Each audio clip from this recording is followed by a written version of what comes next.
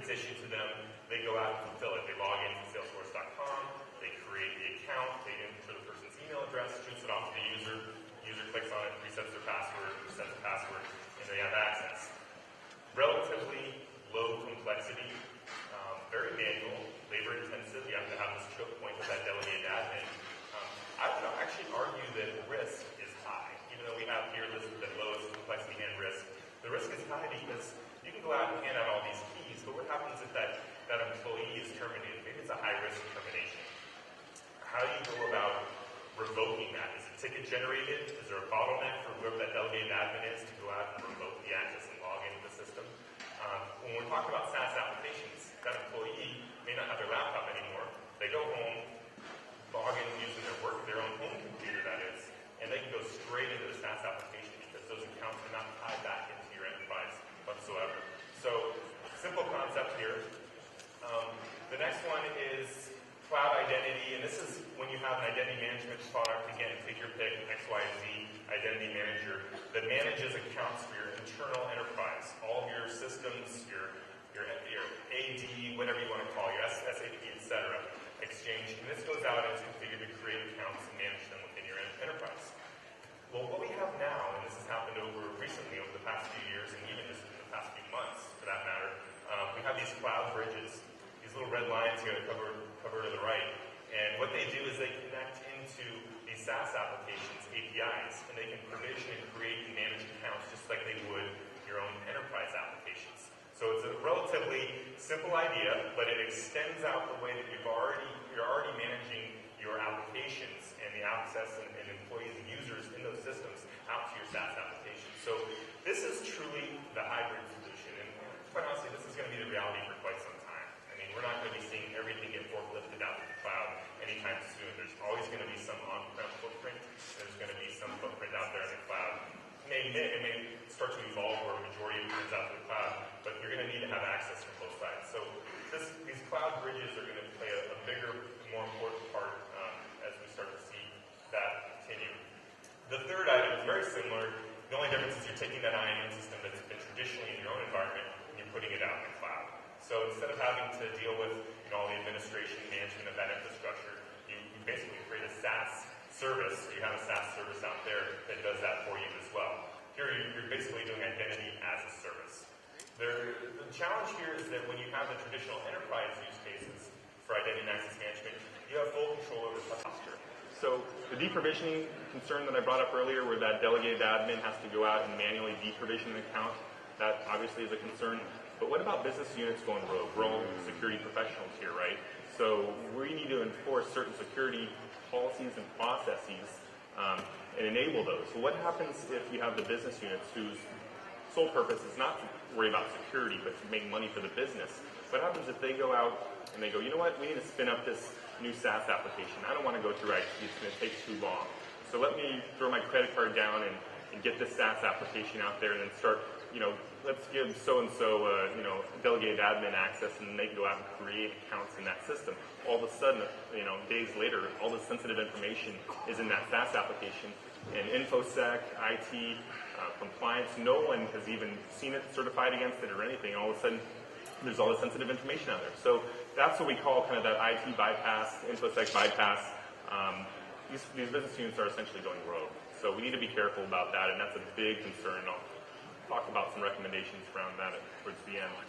Maturity of some of these cloud bridges that I talked about, that's still being developed. Some SaaS applications out there, they don't even have cloud bridges because they won't enable them because they don't have any type of APIs. They're locked down. You have to go into their delegated admin model. So that's one thing that you want to ask. I'm going to come back to this quite a few times, and that's the development of clearly defined processes for life cycle, managing that whole life cycle. What are the use cases? How do you go about doing that? That's incredibly important, including the recertification of those accounts.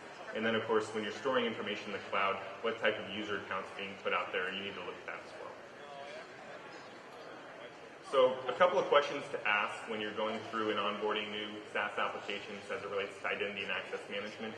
First one is, what data does the SaaS application require? Does it need an email account? Does it need a username and password? Does it need, hopefully it doesn't need the password, but does it need any other? And you can basically go grab the log files, you can put them, consolidate them, etc., work off of those reports, but does the SaaS application actually provide you the same level of reporting that you would have for your own native applications, or local applications, that is?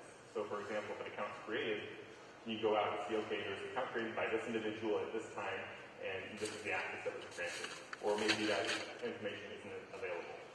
So that's the whole identity management piece where we're talking about managing the account in the cloud for those cloud applications. Now I'm going to switch gears into a different bucket, and we're going to talk about, that was the keys, this is the gate. Now we're going to talk about cloud access control. So here, this is a very simplistic model here as well. It kind of speaks to, you know, the old school approach of locking down the perimeter. You've got a very tightly controlled perimeter that has, you know, users that are local on the local LAN potentially. Maybe there's one other choke point through a VPN solution. Maybe it has multi-factor authentication. But you control everybody who's accessing your network. Maybe there's a centralized user repository that everybody authenticates to, which is Active Directory. Maybe there are some legacy systems or mainframe systems that the user has to manage accounts with as well. So maybe they have 5, 7 different accounts they have to manage, but everything's internal. This is a different model, and this kind of changes things when you start to introduce these SaaS applications. So again, I already talked about it earlier, but when you have a user that has to manage their internal enterprise credentials, and then they also have these credentials that were created, you can see there are 3 little buckets there, little data repositories in each one of those SaaS applications. Now they have to manage accounts in each one of those repositories as well. So now maybe they have 4 different usernames and passwords that they have to manage. The user experience in this situation is actually not very strong. They have to deal with logging into multiple different systems and managing them. The next one is really there to just enforce and support the user experience. So now you have, let's say, a password vault. And the password vault stores the passwords for all those cloud applications. However, you know, the passwords are still local to those systems. So the user logs into Active Directory, then they can log into their little password vault. Maybe there's some synchronization between the password vault and Active Directory. And then you log into the cloud-based application through that password vault. It basically a little pink screen. From a user experience standpoint, great. It's very beneficial. It makes things a lot easier. From a security standpoint, not so beneficial. So what I'm doing is building up to this next piece, which I have a feeling many of you are already familiar with. And this is federation. So federation, it's been around for many years. I actually like to tout that I was part of a team, and part of my team also does this. Back in 2002, I believe it was, we worked with a nationwide insurance, and we deployed the first federation-based SAML protocol for a federation solution. And what that did is, I'm going to build to this slide in just a moment, but what it did is it actually took, the use case was quite different. It wasn't logging into SaaS applications. Those didn't exist at that time. What it did is it allowed one business to log in, for their employees to log in, and then instead of having their business partner through their extranet have to manage accounts over there, what it did is it allowed them to send over assertions from one company to the other, and that other, the relying party basically trusted the assertions that were coming over, and then the relying party didn't have to create and manage accounts for their partner. Made things much simpler. Well, I know some of the folks that wrote that SAML spec, and I don't know if they would say that they saw SaaS coming, but SAML turned out to be the perfect approach for federation. And what it does is it allows standards-based assertions to be sent over. So you authenticate into your enterprise. You have a little identity federation system that could be in the cloud as a service, or it could be on-prem. Log in, SAML assertion is sent.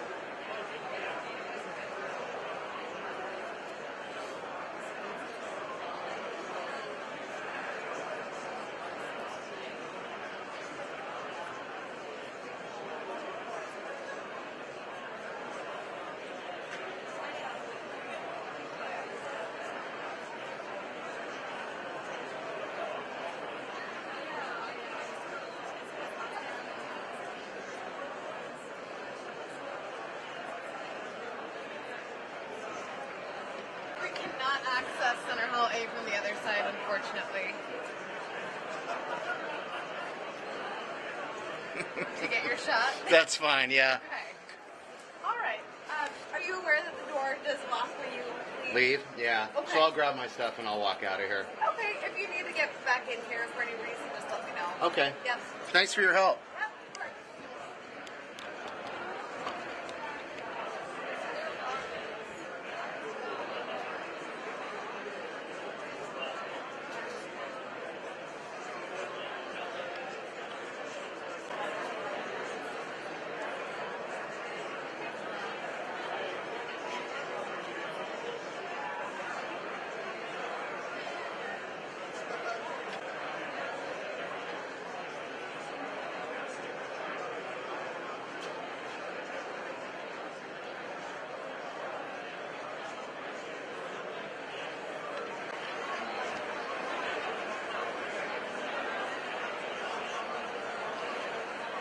Dude's on his cell phone.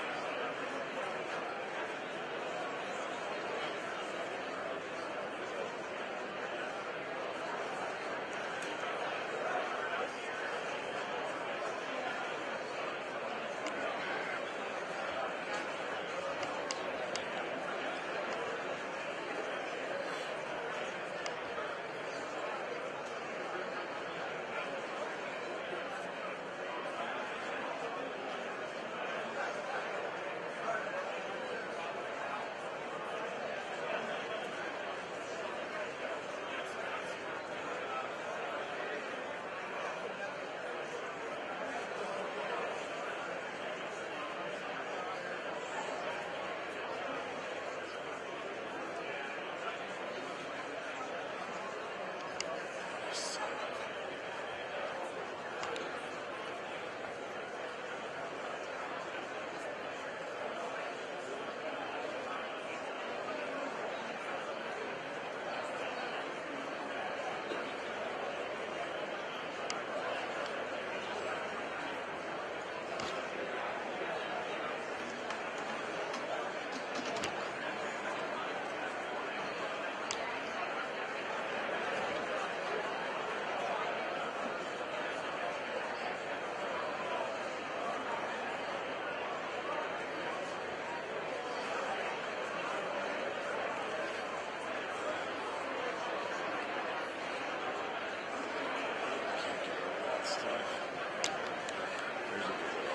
Shot right there.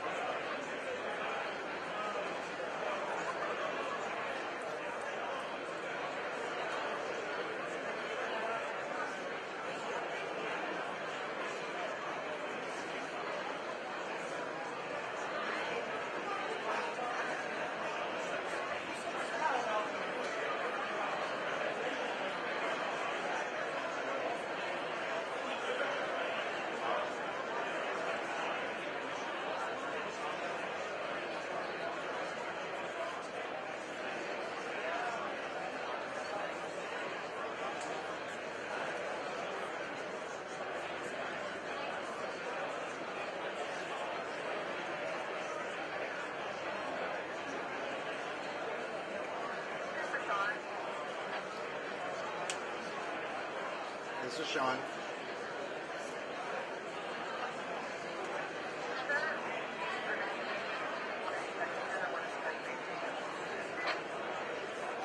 Alright, I'm up on the catwalk above the show floor, so I'll be down in a few minutes.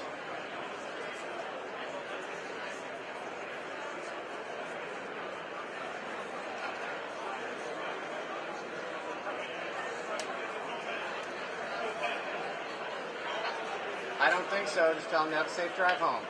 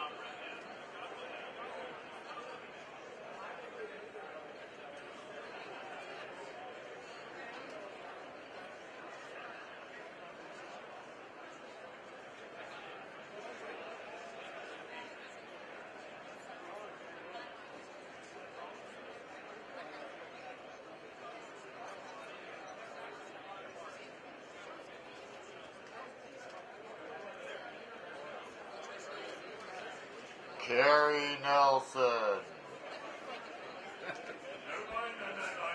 Come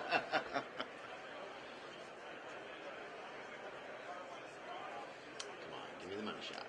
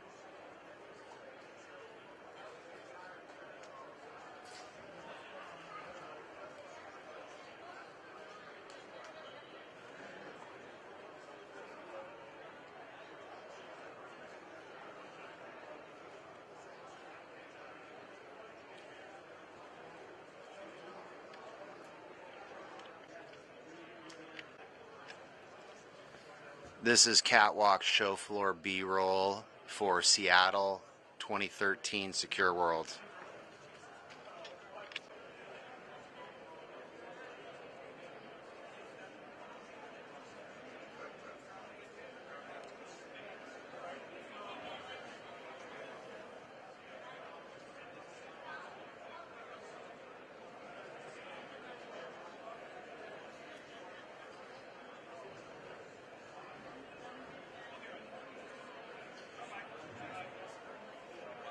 Yes, money shots.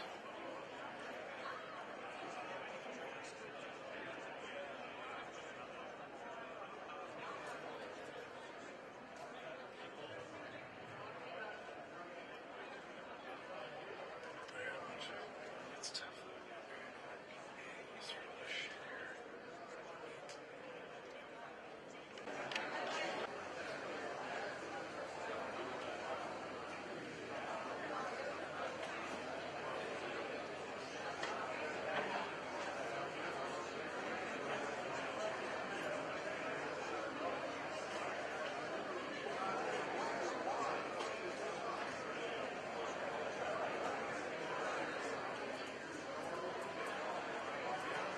And loss.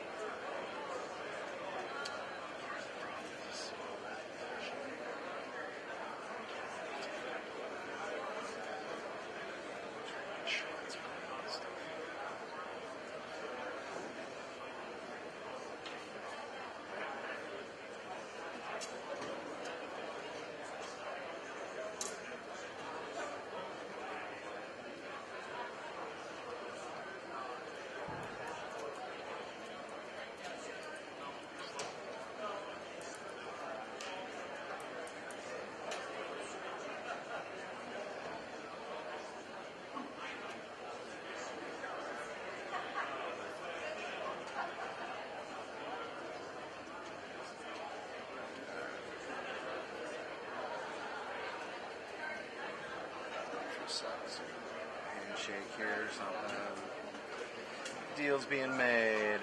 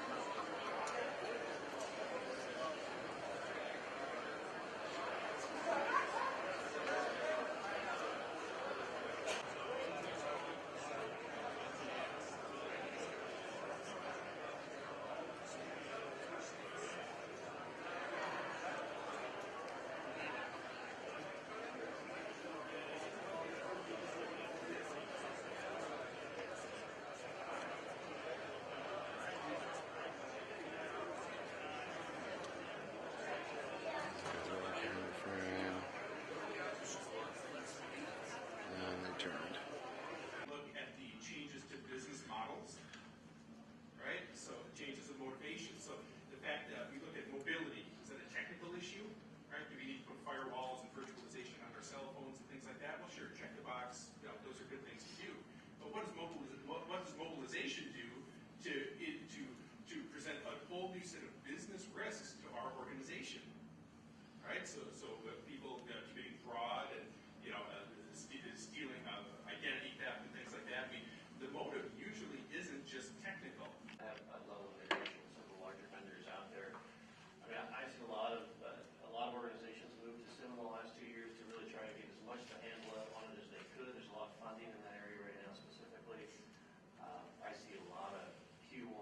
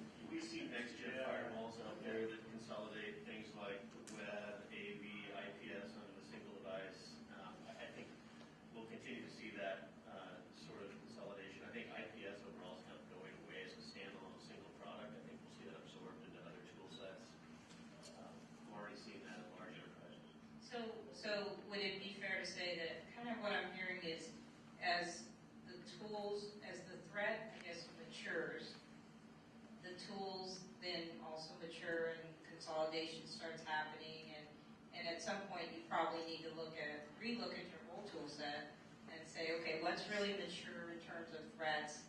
Can I consolidate this more? Maybe I have to go to a different vendor to consolidate it.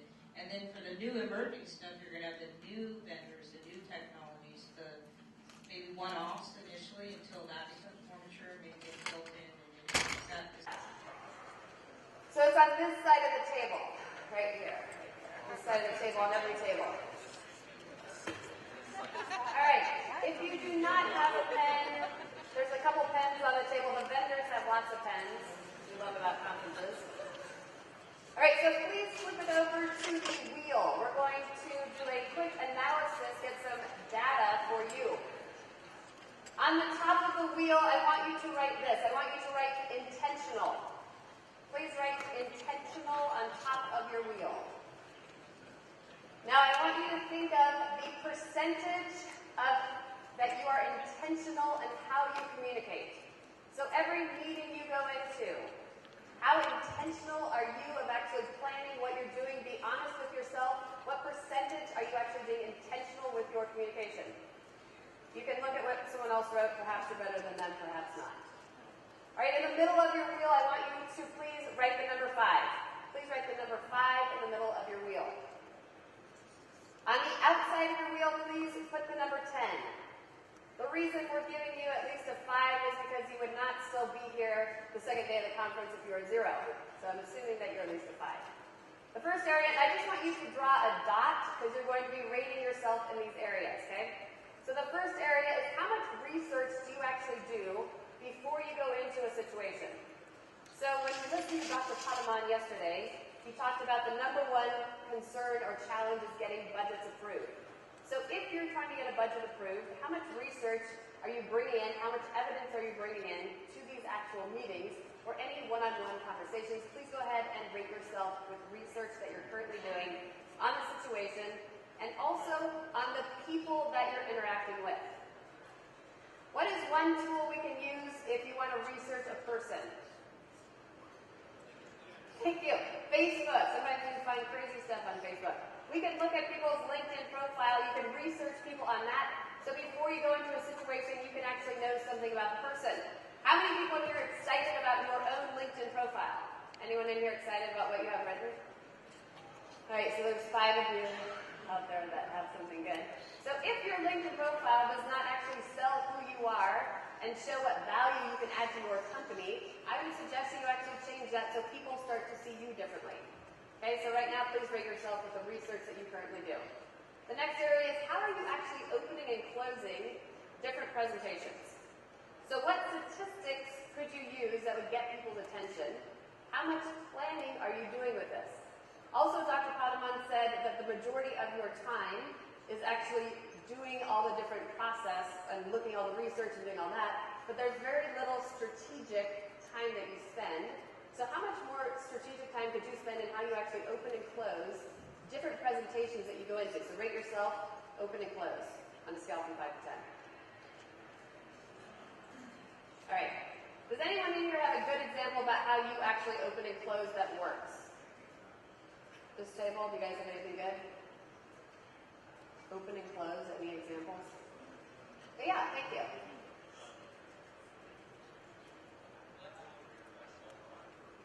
Okay, thank you. Thank you. Yeah. So actually making sure, and Carrie's going to come back and tell you this in a moment, but when you open and close, make sure you're using something that they will not forget. Okay, so making sure that you're staying connected with that. I want you to jump down to body language. Body language, I want you to write a 55%. Where it says body language, please write a 55.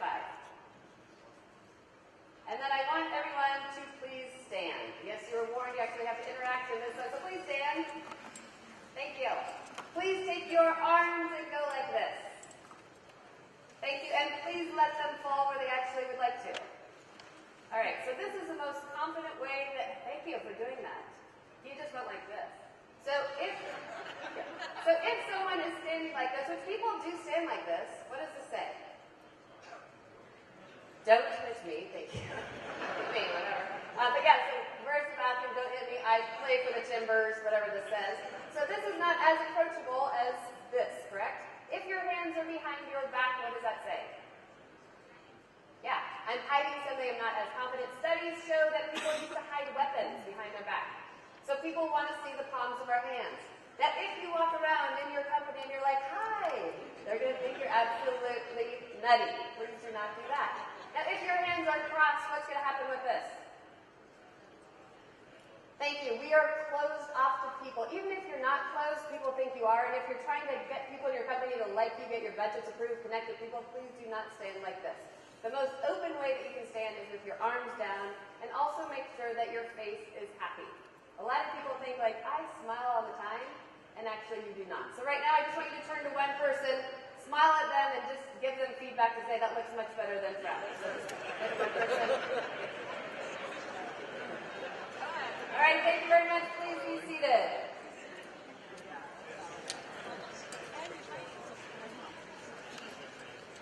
All right, so for your current body language, what are you actually doing? How would you rate yourself on a scale from 5 to 10? I've been watching a lot of you at the conference. Some of you have done well. Some of you don't look very friendly or happy. So how would you rate yourself on a scale from 5 to 10? Next to tone of voice, I want you to write a 38. 38% of our communication is with the tone of voice. I was coaching a woman at Nike. I just gave this example at lunch. And I said, let's call your voicemail. And she said, okay. So I called her voicemail. How many people in here would want me to call your voicemail? Anyone in here? Anyone? Okay, I get a couple of you. So I called her voicemail. She's like, that woman sounds really, she used a different word, but that woman sounds really mean. And I know. So if your voicemail does not actually sound happy, people don't want to leave a message for you. So how are you using your tone of voice? Right? How are you using your tone of voice? What type of pace are you using? Are you boring people to death in meetings? Because if you are, it's your fault, right? So rate yourself on a scale from 5 to 10. What are you doing with your tone of voice?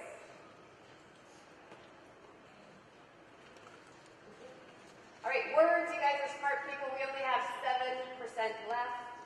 How many people in here mainly use email? How many people mainly use email?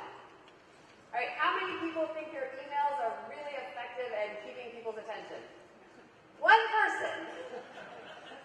Most people's emails are not read. What do you think the number one reason people do not read emails?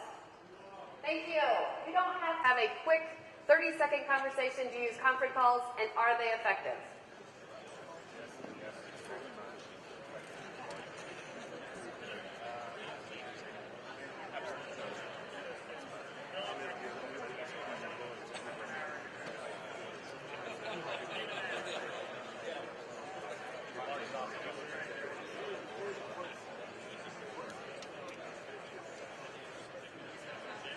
All right, next time. How many people agreed at their table that conference calls are very effective? Please raise your hand. That's what I thought. Not very effective. Some of you are effective. Why are conference calls not effective overall? Exactly. You can't see the person. There's lack of engagement. What I love when people say about conference calls, like, we get so much done. We're so productive. And I said, well, that's because you're multitasking, right? I've seen you guys multitask in the conference. I'm walking around and you're like, hey, what's going on? I'm on a conference call. I'm like, yeah, you aren't even listening. So, but we do that, right? So how can you make your conference calls more effective? I coach my clients to bring in any type of like go-to meetings, any webcam, because when you see a person's face, they become real. If you send an email, people forget who you are, so we want to see your face. Think about how you can be more effective in your company. A lot of you work from your home office, and I've had this question come up a couple times. They say, does that mean I have to get dressed? And I said, well, I would hope so. I mean, I wouldn't want to look at that, but yes.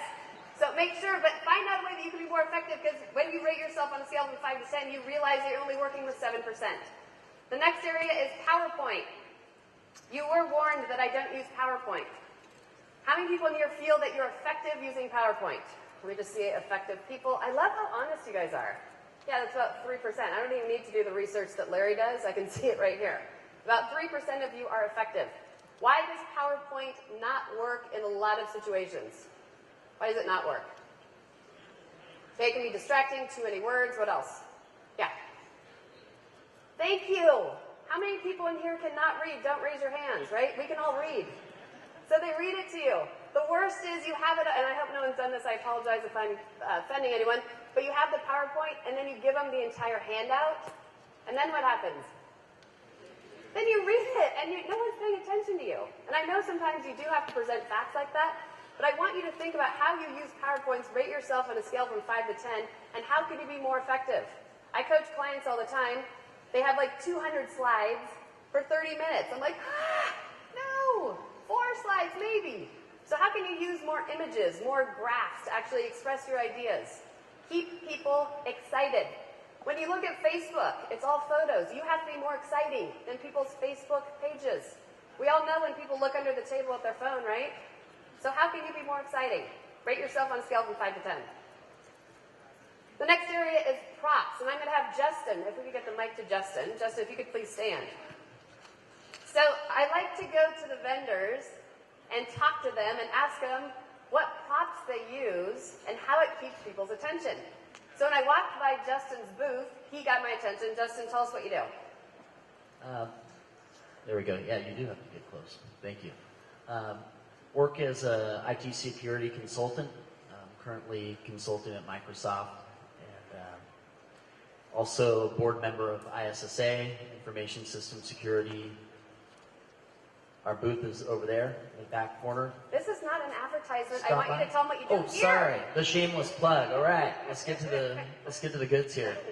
So I have this lovely little red shopping cart for my toddler because he likes to shop just like the big people do. Right. And I put this little thing on here.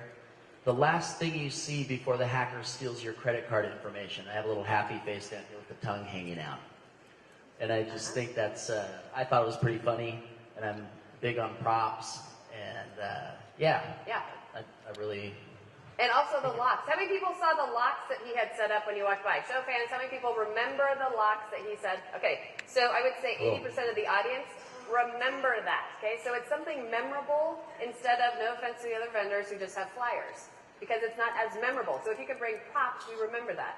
The shopping cart, everyone can see a shopping cart when you're checking out of Amazon, wherever you're checking out.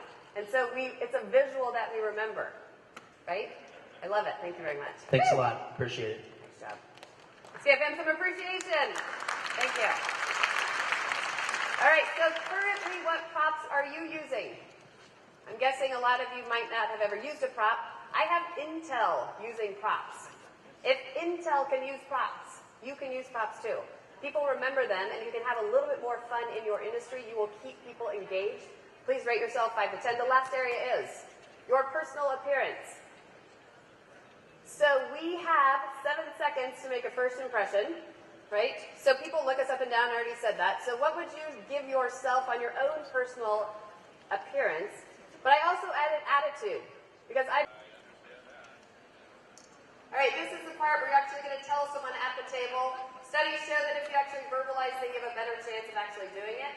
So tell someone at your table, say, I'm going to try, or I might, I'm going to do this differently. I'm going to have a different impact at my company. So go ahead and please tell someone at your table what you're going to do differently based on this assessment we just did on you. Please begin. One person, just go ahead and volunteer.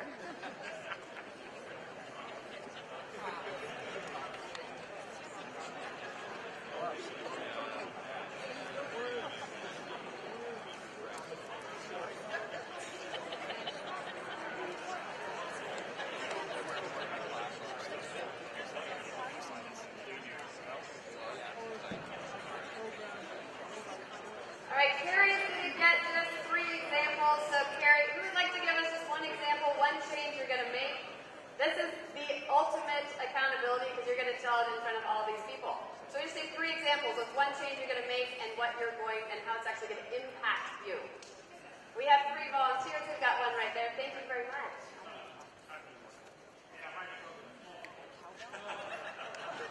My props are way down. I don't use any props at all. So evidently, I need to become the carrot top of private. Yes!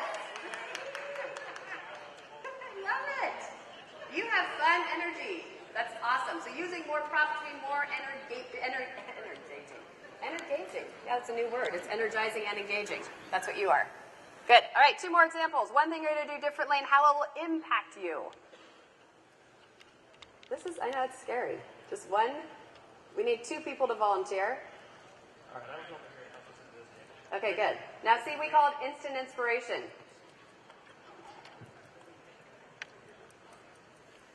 Yeah. Well, in my case, I believe that generally I scored low on the PowerPoint stuff. That's we need to work on. I think probably as a company as a whole, because there's a lot of templates we're required to use that, you know, it's like death by PowerPoint right into the system. So Right. Yes, good. So if your entire company is boring everyone, right, then I would collaborate with your marketing department and say, how can we make these more engaging? There's so many studies out there that you could bring in as evidence. But yeah, change your entire culture. Why not? Why not be the person who gets people more engaged and excited? It can be you. Be fun. Good. And one more example. Carrie's got it back there. You hand the mic, they take it. I love it. Mine is body language. I'm often told that I look frustrated or upset, but I'm actually just really focused and on task. So Yes. knowing that it's 55%, I don't want people to think I'm angry. I'm a nice person. Right. Thank you. But I get that feedback enough to where I know that I need to Yes. that I need to smile more. So yay. You're just like, every day is happy. Good. How many people also get that feedback? People perceived you like something's wrong. A lot of people get that, and it's like, no, it's fine. But your face does not show that. Please take your fingers, go like this. Oh, you get it too. Oh, you have one more example. Carrie. Back there in the blue shirt. Will you raise your hand? Higher? Yeah, thank you. Oh, you are the example. Well, you don't look like it. You're happy and fun right now. But yeah, just to be aware of that. Thank you. So please take your fingers and go like this as hard as you possibly can so it hurts. Thank you. Put it right on your chin. Did you guys fall forward again? Yes, you did. I had a private class with them. All right, so this is your cheek. Right? It's your cheek. Yes, so this is your chin. Why, and some of you still have it on your cheek. You can release it now. Why did everyone put it on your cheek instead of your chin? You didn't know what you were talking about, Allison. Yeah. Or because we feed off people's body language. So I love that you're committed to doing that. Because when you're walking around your company and it looks like something's wrong, do you think your company might freak out? You're head of security. You're part of that. So really to be aware of what your face is saying. I became a master trainer with Dale Carnegie. Part of my coaching that I received was that sometimes I look intimidating to people because I'm so, like you, so focused on that. So to this day, 16 years later, a little bit longer, I still make sure that even like my eyes are raised, my eyebrows, because this does say a lot. You can do whatever you want back at your home, but when you're walking around in public, make sure that this looks at least presentable. Thank you. All right, so you first wrote that intentional percentage. When you just did this assessment on your own communication, would you agree with me that if you're a little bit more intentional about how you communicate, perhaps you could break through a couple of your barriers back at work? If you just did a little bit more research, a little bit more strategy into how you were dealing with people, you could be a little bit more successful. And that choice is up to you what you actually do with this. But I've been doing this for 20 years. I watch people change when you get excited about changing. Please flip the page over. So when Mike and Brad asked me to join the Secure World Tour, the last... Thank you. Yeah. We are masters at pretending how to listen, correct? We multitask. I have 2 kids. They're 12 and 14. I find myself, unfortunately, looking down at my phone sometimes saying, I'm listening, keep talking. And sometimes they call me out on it. They say, you're not listening, Mom. I said, well, actually, you're right, I'm not. Because we multitask and we don't listen. These are 10 tips to make it more effective. I have some live human PowerPoints. We're going to bring these to life and give you an example for how we can actually do this. So number 1, Carrie, this is our live PowerPoint.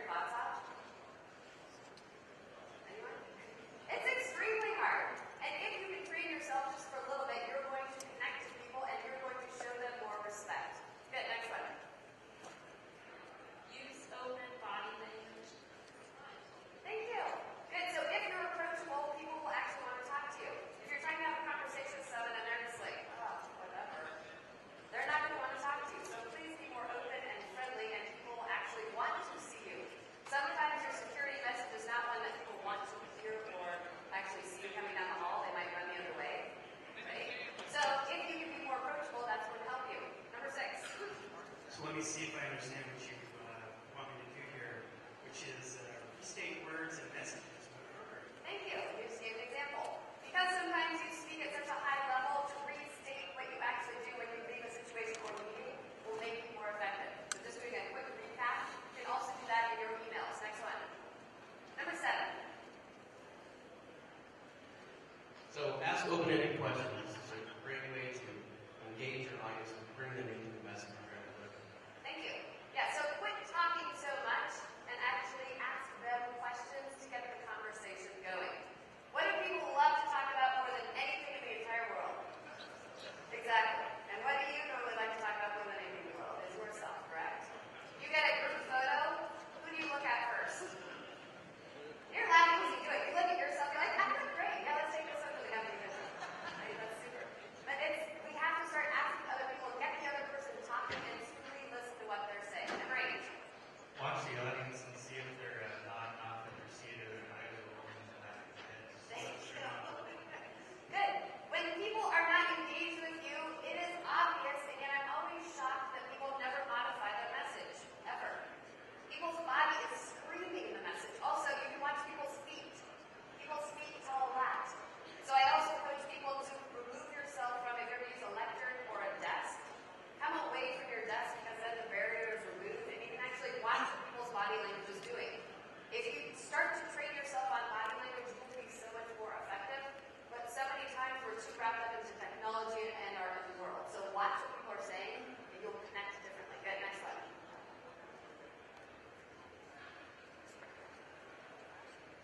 You should always be patient with who you're talking to. Allow them to finish what they're saying. They'll demonstrate that you're actually listening to them. Thank you. I like how some people are laughing at that one because it's hard to be patient, right? It's very hard.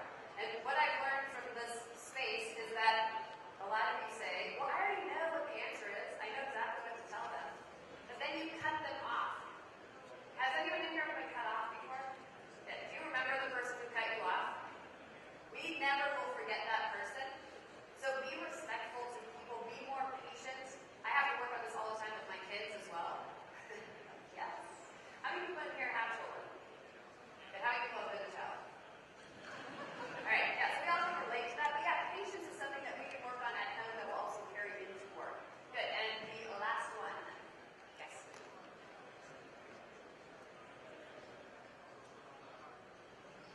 Remind yourself that time and attention to others is important. Believe it or not, you might figure out that you know a lot more than you do. Good, thank you. So remind yourself, now this might seem easy, like, yeah, whatever, Allison came in, told us how to listen. But I guarantee you that if you can be a good listener, you will be unique. You believe me? You believe me? Because so many people are not good listeners. I find myself even with my girls when we're watching a movie. I'm more into the movie than I am my own human children. I feel like so many people are not really engaged with human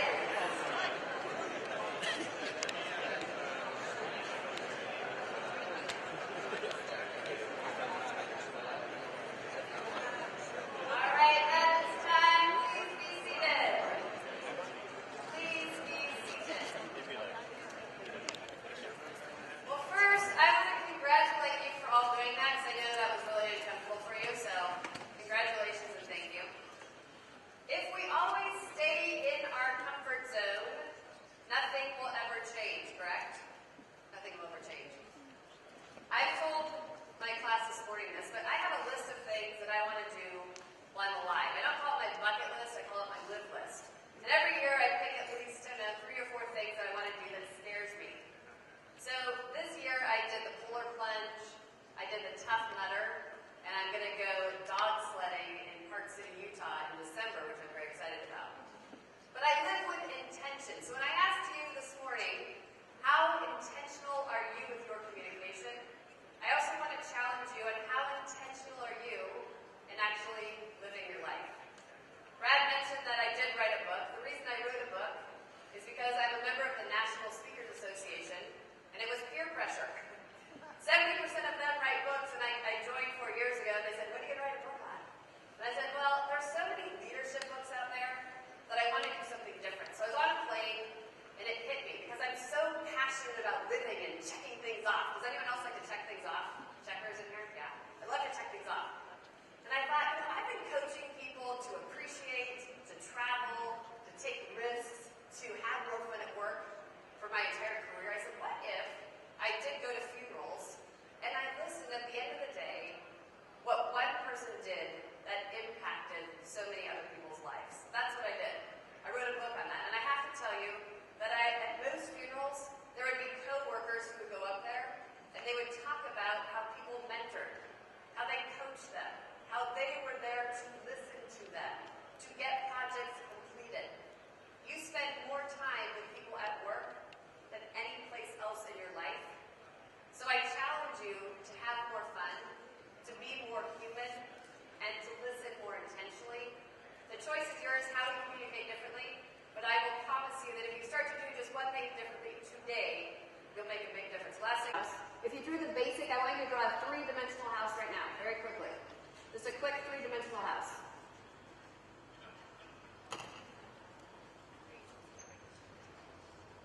All right, that's time. How many people, that was a little bit uncomfortable to draw the other type of house, the cube? I hate drawing the cubes. Yeah, because when you look at that house, tell the people at your table when you first started drawing that house. The first house that you drew, tell the people at your table how old were you? You're kindergarten, right? We're about 4 or 5. So if you think about all the habits that we have, all the way that we communicate, it started at a very young age. It's going to take time and attention to actually change the way you communicate. But I say, why not have fun? Be the person who spices up the PowerPoint at Microsoft. Be the person who brings more fun to your office, because life is short and we need to enjoy it. Thank you very much for participating, for playing. It's been a pleasure.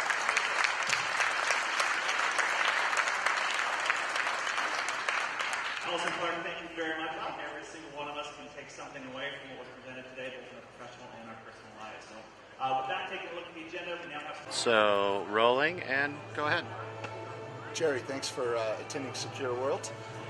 Could you share with us why you do attend Secureworld? Well, I can tell you, this is my 10th year coming to Secureworld, and I come here because it really gives IT professionals an opportunity to talk to their peers in the region and to get a good feeling of where the emphasis is in their industries throughout the Northwest, and when it's held here. And random thing. That's okay. Yeah. That's okay. Yeah. So how does Secureworld differ from other conferences that you attend? I think that the conference is formatted so that attendees are encouraged to exchange ideas and to help and support in actual presentations on what their companies are doing to solve common security problems. Great. And what's the number one thing that you take back to your corporation after a Secureworld conference? Well, number one, that's really hard to say, but because over the years it's different every year, and I can say that there's always answers to the questions that I have going in. I can go back to my company with and feel that the industry as a whole is embracing those particular answers. And who's your favorite NBA basketball team? Oh, it has to be the Portland Trailblazers. Thanks. Okay. Oh, yeah. Now we're on record. That's right. Yeah, it has to be Blazers. In Seattle. Yeah, we will make the last playoff slot this year. Come hell or high water. Exactly. Is this yours? Great. That's you? Okay. Well, enjoy the rest of the conference. Oh, yeah. Oh, and it's rolling, so whenever you're ready to go, okay. Just go ahead. Okay. Bruce, thanks for being here. Could you just give us an idea of why you attend Secureworld conferences? Absolutely. Secureworld is one of those conferences that's a little more personal and a more personal environment than the big conferences. You're actually hands-on with the presenters. You can talk to them. You're not dealing with huge crowds of people. So you get more information that's usable and you can take back to your business right away. Great. How would you say, do you find 2 or 3 items that you can take back and use right away at conferences, and are those different from year to year? Absolutely. The presenters every year are different. They bring different technologies, they bring different experience to the show, and it's real life stuff. It's stuff that I can take back to my office immediately and use right away, whether it's encryption models or risk models or services or tools. It's right there, and I can talk to the vendors, and the engineers are here as well. So I'm not just talking to sales and marketing people, I'm actually talking to the people who build this stuff and who I'll be working with when I deploy. Great. Hey, thanks for being here. See you next year. My pleasure. I will absolutely be back next year. Awesome. Great. Thanks. Thanks, My man. pleasure. Yeah. Enjoy. And rolling. Nope. Gonzarelli, thanks for coming to Secureworld. And I just want to ask you, how does Secureworld compare to other conferences that you've attended? Secureworld really offers a new perspective on security, and it looks at how you present security to your executives, how you present its value, how you can have them realize the ROI and TCO, which is what they're looking for. It also dives a little bit into the technical aspects of it, such as virtualization, cloud computing, how you secure your data in the cloud, and also it allows an individual to gain a wealth of knowledge from the vendors and from others about the different options out there. So it's very valuable. So it sounds like a lot of content that's that's varied across the board. Correct. It is. And one has to be diligent in extracting the right amount of content to take back to the business. Great. So are there a couple items that you're able to take away from the conference and immediately apply back to your organization? Yes, I do. So number one, know your audience. Number two, make sure the content you're presenting is adequate for that audience, that it doesn't exceed or go into irrelevant content, but stay on topic. Perfect. Hey, thanks for coming, and hopefully we'll see you next year. Thank you very much, and we'll see you next year. All right, yeah. Thank you. Enjoy the rest of your day. You too. So we're rolling, so whenever you guys are ready, actually go ahead and scoot one step back over there. Good, we're centered, and you guys can go. Okay. Hey, Jason, thanks for being at Secureworld. And just share with us your experience so far at Secureworld. I've loved it. I think that, we are a technology association that's dedicated to try and provide education to people that want it, right? So for us, we have quite a few people from other demographics, maybe, director of IT. I'm sorry, guys. I'm Yep. going to cut one, and I'm going to have you restart that. Okay. Because the camera jiggled a little bit. Okay. Okay, and so take 2. Okay. Jason, thanks for being at Secureworld, and just tell us about your experience so far as a exhibitor. We've loved it. I think this is our first year. At Secureworld, we were expecting to meet some great security experts, and we have. Our platform is made for furthering the education, more in a micro scale way, and we learned a lot about what topics people are interested in here. Absolutely phenomenal conference. I didn't even get a chance to go to any of the conferences or any of the talks because we had so many people come to our booth. So just want to say thank you for everybody that had a chance to come and give us some mentorship, and for some of the speakers that are interested in reaching out to us, we'd love to connect with you guys. Thank you so much. Awesome. Thank you. Perfect. You nailed it in one take. Sounds We good. had to redo it. Great. Okay. And you can go, and if you fumble, we'll just start over. No problem. Okay. Hi, my name is Feliciano Rivera. I work with Bitdefender, and I found my experience at the Secureworld in a number of cities very positive. The attendees are very receptive to new technology and existing technology. All the attendees have very good questions, and the people who put on the show have done a fantastic job for the vendors themselves. Great. Brad, do you want anything else from a exhibitor perspective? Why he's... How was the conference? Yeah, how was the conference? That's what we did. Which one? This one? Or Yeah. okay. And go ahead and hold your mic down just a touch more. A There little you bit. go. Perfect. Okay. The conference in Seattle turned out to be one of the highlights of our marketing venues this year. We saw about 500 different attendees, and in our booth itself, we got a fantastic list of potential customers. Awesome. How's that? Great. Perfect. Cut. Thank you. Thank you.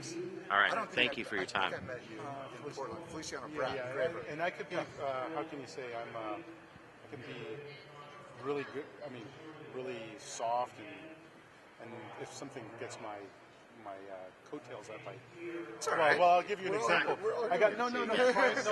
How are you? Good. Hey, we haven't delivered your thing because it's a $51 charge, and I go, You know, I'm going to cut you off right about here, so you'll be fine. And then you're just going to want to hold the mic like right about here. Okay.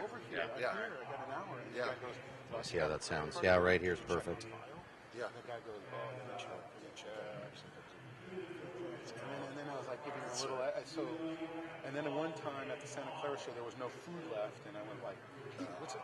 But then your young lady, or the lady that runs it, she just said, oh no, we'll take care of it. She got some food. So you guys have been good. Everything has worked out well. So Awesome. Thank you Awesome. very much. I'm happy to hear that. All right. Have a good Appreciate rest your of time. show. Thank you. Say hello to Alan Thompson if you can. Sure. Feliciano. He knows me very well. I go play golf with him. Proof. I know him from software publishing days. Okay. That was wow. 1994. Before Trent. Okay. Yeah, I know all his two boys, all this. Brad, do you want your questions heard? Like, do you I want sure good will. audio on them? Then we can just hand him the mic. You can ask the question. Okay. And then he can just answer the question. Perfect. And that way we'll have a good sound Perfect. for sure. Okay. So I'll just ask you, how's your experience at Secureworld? Okay. And then Steve, take a half step to the left for me. And just a little bit more back to the right. Perfect, right there. Okay. Great. And go ahead and give me a mic check. Testing 1, 2, 3. Okay, sounds good. Mic's in a perfect place. Okay. We're rolling, so we can just kind of start and you can talk freely. And if you flub up, we'll just go ahead and have you do another take. Okay. No Okay, flub. great. No flub. You won't flub up, though. So, Steve, And tell us look into the camera. Sorry, Steve. Okay. Look into the camera, even though he's asking you the question. Tell us about your experience at Secureworld. Secureworld has been very good this year in Seattle. We got here and setup was very easy. Boxes where they were supposed to be. Our booth was easy to find. We got a great location. The show attendance has been very steady both days, which is a surprise. We typically see a drop off on day 2, and we've had a very good day today. Great. So, how does Secureworld compare with other conferences that you guys participate in? So the fact that there's an accreditation component, the different breakout sessions really do a lot to foster people coming by the booth. Conversations start to talk. We participated in 2 different panels, and people came back as a follow-up, want to talk to our subject matter expert that was on the panel, and then came to our booth. So stimulated a lot of good conversation. Great. Talk a little bit about the level of attendees that attend Secureworld. So the level of attendees is diverse. It is a good cross-section of people that are security experts, obviously, and in the security profession. We have seen several large executives come through as well at the C-level. Not as many as we would like, of course, but there has been some. Perfect. Awesome. See you next year? Absolutely. All right. Yeah. Thank you. Perfect. Good. Thanks for doing it. Our pleasure. Yeah. Yeah, seriously. We'll send it to your booking agent. My booking agent. Start rolling, and then go ahead and go. All right, Clem, thanks for being at Secureworld. And just share with us your experience at Secureworld. Yeah, thanks, Brad.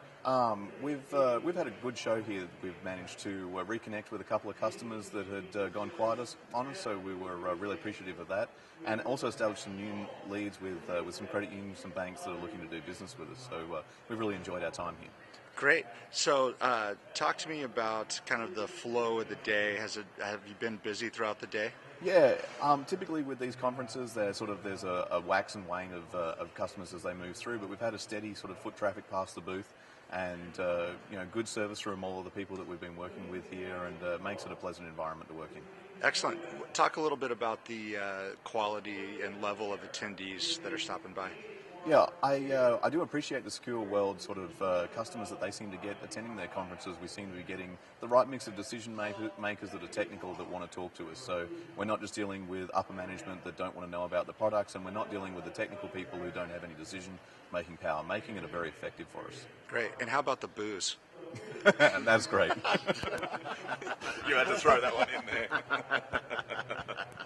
Cool. Great. Was that good? Yeah, perfect. Rolling, and then I'll just ask you, give me your name, your title, and then tell us the value that you find in being a part of Secureworld for all these years, and just look right into the camera. Okay, gotcha.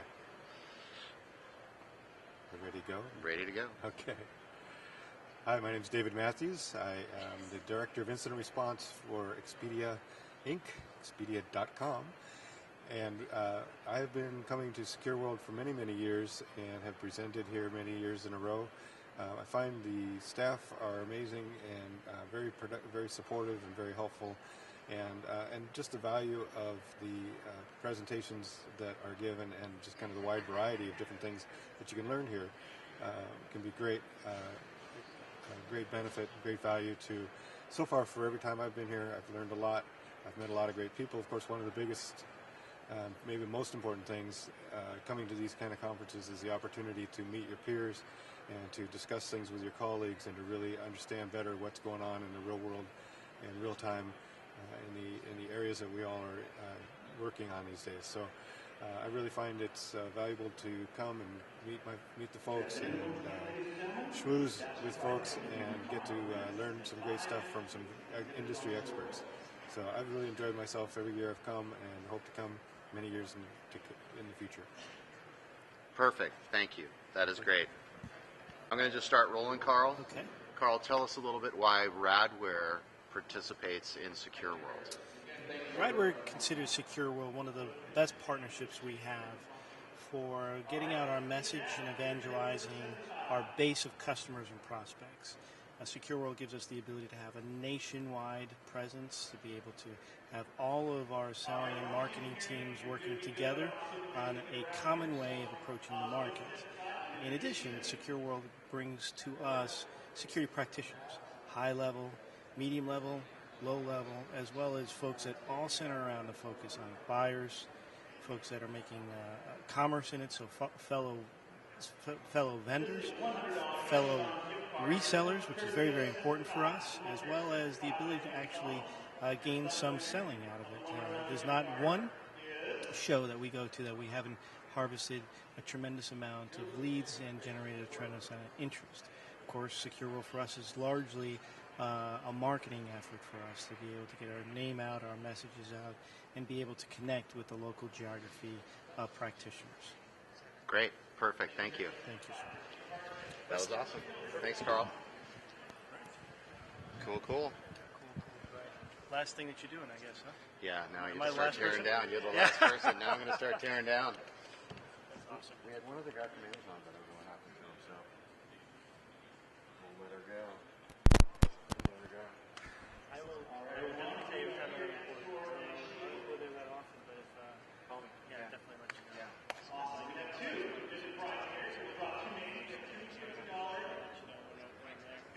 March.